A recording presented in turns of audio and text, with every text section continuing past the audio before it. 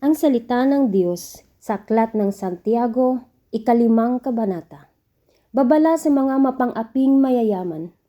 Pakinggan ninyo ito, kayong mayayaman.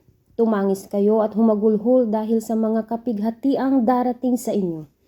Bulok na ang inyong mga kayamanan at kinain na ng mapanirang insekto ang inyong mga damit. Kinakalawang na ang inyong ginto at pilak. At ang kalawang ding iyon ang magiging katibayan laban sa inyo at parang apoy na tutupok sa inyong laman. Iyan ang kayamanang inimpok ninyo para sa mga huling araw. Sumisigaw ang mga manggagawa sa inyong mga bukirin dahil hindi ninyo ibinibigay ang kanilang mga sahod.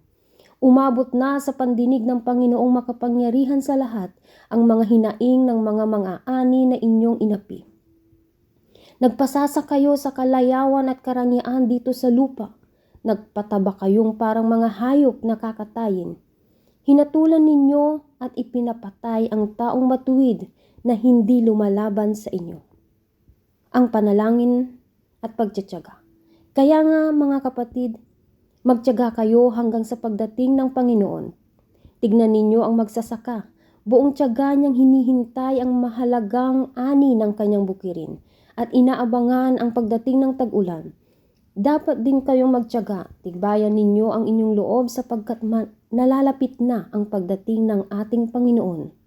Mga kapatid, huwag kayong magreklamo sa isa't isa upang hindi kayo hatulan ng Diyos, sapagkat malapit nang dumating ang hukom. Mga kapatid, tularan ninyo ang mga propetang nagsalita sa pangalan ng Panginoon. Buong tiyaga silang naghintay, nagtiis ng kahirapan. Sinasabi nating pinagpala ang mga nagtitiyaga at nagtiis. Narinig na ninyo ang tungkol sa pagtitiis ni Job at ang ginawa sa kanya ng Panginoon sa bandang huli. Talagang napakabuti at tunay na mahabagin ang ating Panginoon. Ngunit higit sa lahat mga kapatid, huwag kayong manunumpa. Huwag ninyong sabihing saksi ko ang langit o ang lupa o ang ano paman. Sapat nang sabihin ninyo oo kung oo at hindi kung hindi upang hindi kayo hatulan ng Diyos. May paghihirap ba ang sino man sa inyo? Manalangin siya. Nagagalak ba ang sino man? Umawit siya ng papuri sa Diyos. May sakit ba ang sino man sa inyo? Ipatawag ninyo ang matatandang pinuno ng iglesia upang ipanalangin siya at pahiran ng langis sa pangalan ng ating Panginoon. Pagagalingin ng Diyos ang may sakit dahil sa panalangin may pananampalataya. Palalakin siyang muli ng Panginoon.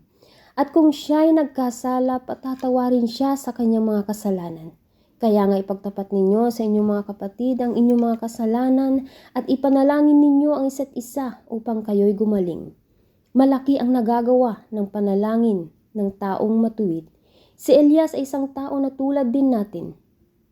Nang mataimtim siyang nanalangin na huwag umulan, hindi nga umulan sa loob ng 3 taon at 6 na buwan. At nang siya'y nanalangin para umulan, bumagsak nga ang ulan at namunga ang mga halaman.